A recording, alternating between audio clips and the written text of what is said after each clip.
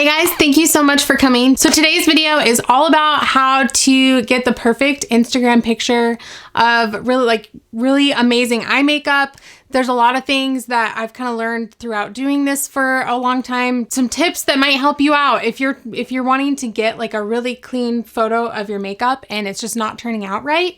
I just put together a list and I will show you guys all the steps that I do to make sure that my pictures turn out really well, because we all have seen all these amazing makeup pictures on Instagram and it's definitely not as easy as it looks. So if you guys are interested in all my tips on how to get the perfect makeup photo, let's get into the video.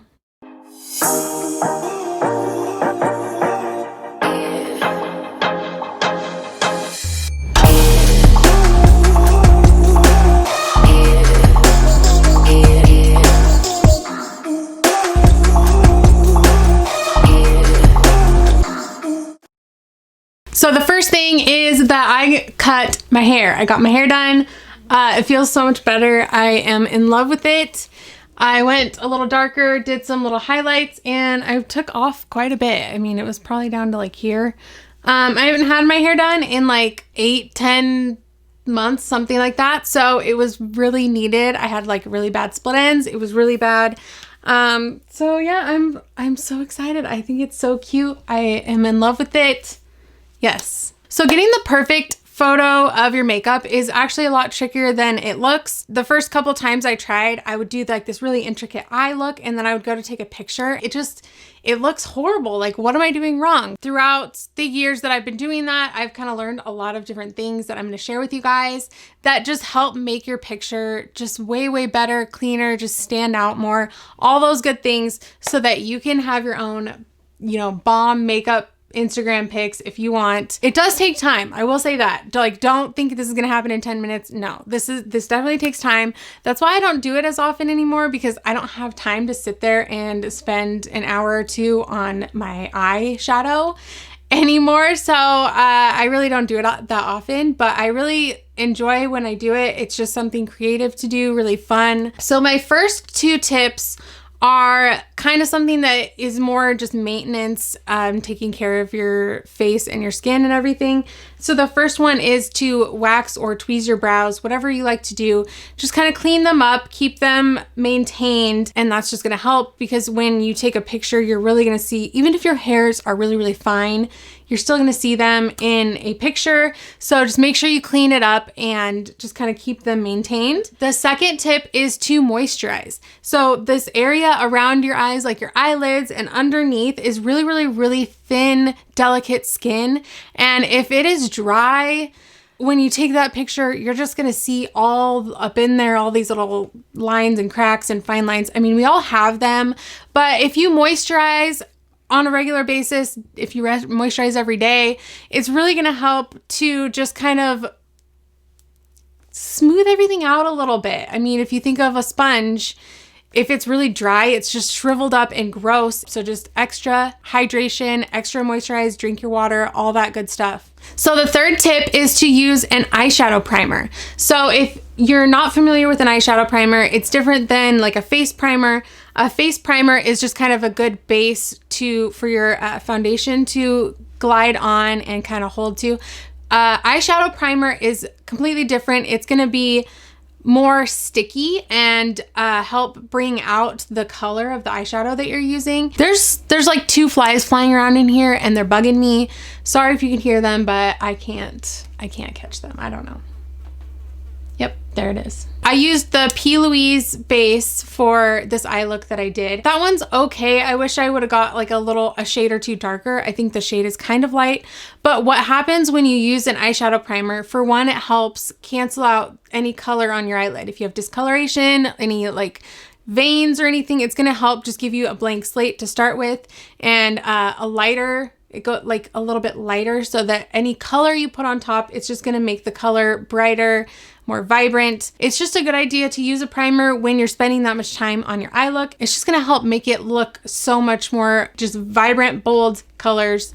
So number 3, this is, if you only take one thing from this, this is it. Like, this is the one thing that I do every single time I'm trying, like even on normal days like today, like this is something I do just when I'm doing something different with my eyes that I normally do, and I just kind of want to see how it's going. So I will take pictures at like after a couple of steps. So I'll start with like one eyeshadow and kind of get a shape going. And then what I'll do is I'll close both eyes, take a picture with my phone, and then look at it and see what's happening. Because a lot of the times, especially with my eyes, I don't know if this is for a lot of people or not, but for me, the shape of my crease, I always think it's way, way lower than it actually is, like when you're looking at me straight on. So what happens is I get this crease line going, and then when you look at me straight on, the crease line is way, way lower than it should be.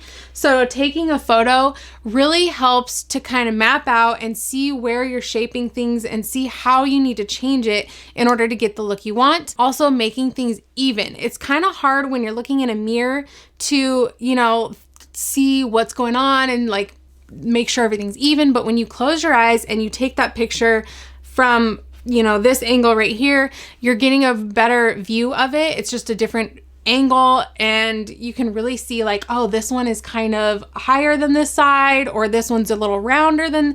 It just really, really helps. Ever since I started doing that, it's made such a difference, because when you go to take your photo when you're done, sometimes it's just like, well, that doesn't even, like, the shape of that like doesn't even look good, or my crease line is all wacky, or just trust me, this helps so much. I really love doing that. It just helps you so that you will know what the end result is going to look like once you take a photo, and you can adjust things as you go instead of getting to the end of it, spending all this time, and then realizing that it just really doesn't even, the shape and everything really doesn't even look that good. So yes, that's the most important one. That's the best one. Yes. I have other good ones too, but that one is the best. Number 5 is to take colors to the next level. So anything you're doing on your eyes, whether it's dark, whether it's colorful, whether it's, you know, glitter, like just really go in. Like when you are taking these photos and you want it to look good in a picture, you almost want it to look bad in real life. Like it's going to look a little crazy. It's going to be like, whoa, this is way too much. This is way too dark. This is way too intense. This is way too bright. That is what you need to take a really good picture. It needs to be just really vibrant, really bold, just all the colors just really need to pop. So if you're doing something colorful, just go, don't be afraid. Just go in with the color, go bold, and you're really gonna see a difference. The photos that I took here, you can really tell the difference of when I started really going in and like darkening and brightening and like getting all the colors to be really, really vibrant, as opposed to just like a normal kind of everyday look that you kind of just put the colors on and just kind of blend it and make it look a little nice. You have to take it to that next level in order to get that end result. So number 6 is to really focus on clean lines and detail. This is really going to make a difference in your final photo if you have really, really clean lines. When you know, your eyeliner line is just like a little jagged, or just anything is not like perfect and just nice and straight, it's really going to show in a photo. So just pay attention, really get in there with some really fine brushes and just kind of smooth everything out, go over lines, just make sure it's really, really clean and sharp. And that is going to just make your photo look so good in the end. With all the vibrant colors and clean lines, it's just going to really make for a beautiful photo. Number 7 is to use a very pigmented, very black, dark eyeliner. You really want your eye to be really, really defined. And sometimes liners can be a little bit on the gray side or just kind of be a little dull. And sometimes they can be like shiny. You really want to make sure it's really, really matte, unless you're going for a shiny look. Matte just help give you that really dark line, but just make sure it's really, really dark, and you just make sure to get it on there and really define the eye very, very well. That's the whole point of it. And photos can wash out color a lot. So when you're taking a picture, sometimes it looks, if it's not a true dark black, it will almost look even more washed out and more gray. So just really make sure the eyeliner that you use is a very, very dark pigmented, really black one. So number 8 is to always add lashes. Lashes make the biggest difference in your eye look. On a normal day now, I'm like, I want lashes every single day. And right now I just have on the like lash extensions, little pieces that you go on from underneath. Usually I wear these during the week, and then filming days I'll usually do like a strip lash, but today I just left these, especially in photos, and like just make sure that they look really nice. They're like really fluffy and pretty, and not just like too much or too shiny or too, you know what I'm saying? Like, they have some beautiful lashes at the drugstore now. I don't know what it is about lashes, but I feel like an eye look is not complete without lashes, unless you just have these like really amazing natural lashes.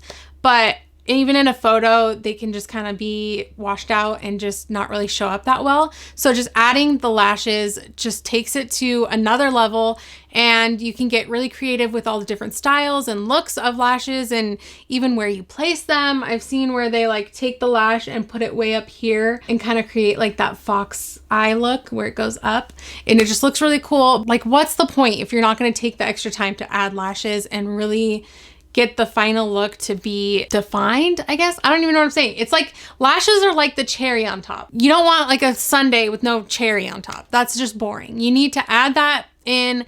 It'll just bring it out and make it look so much better. And I don't know, it's just good. Just use lashes. Just do it. Get used to it. Even for taking a photo, what I used to do, because I didn't want to take the time to actually glue on lashes, it's so annoying for me. So I used to take some, and like some are already a little bit sticky because they're attached to the package with like some kind of little stickiness. So I would just stick it to my eyelash and like take pictures and then just take it off. So that works sometimes too. But you do have to watch like the corners from popping, and it definitely does not stay that well. You really have to like stick it, take a picture, and then like make sure it's stuck, take another. Yeah, I used to do that all the time. So number 9 is to always use natural light for your photos. Natural light is just going to give you the most beautiful, just keep the colors as vibrant, just give you as much definition. It looks so much better than trying to use like a ring light or your house lights, bathroom lighting, I don't care what it is. There's nothing like natural light. Now there's different times of the day. You don't want direct sunlight or anything. Different times of the day is going to give you different temperatures of light. Just figure out what you like best. A place in your house that gets really, really good light. Our old house, the master bedroom, had the most gorgeous natural light coming in. So that's something for our next house. I'm like, I need a house with a ton of natural light, a ton of like big windows. It just looks way better. I don't know. All the tones of the colors are so much nicer, and your skin tone looks better. It just looks better. Just trust me, natural light is the way to go. Is to make sure that your eyebrows are filled in and just really, really clean and sharp. This is something that a lot of times I would just do my eyebrows like normal, and I'd go to take a picture and I'm like, wow, my eyebrows look so sloppy. I don't know what it is. When you're taking that photo, it really just shows everything going on. And I spent a lot of time on my brows. I spent so long on my brows on that day, and it still did not look that clean.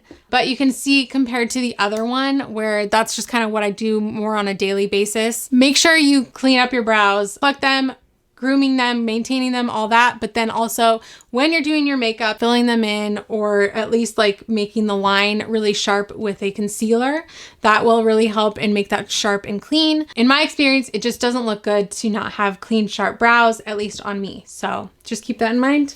So my final tip is to use an editing app or editing software if you're on the computer, whatever, to enhance your photos and just bring it back to life. Just kind of add back in whatever the camera kind of washed out, because even if you're using natural light and you're using a really good camera, sometimes it still doesn't look true to color. It doesn't look as bright as it does in real life.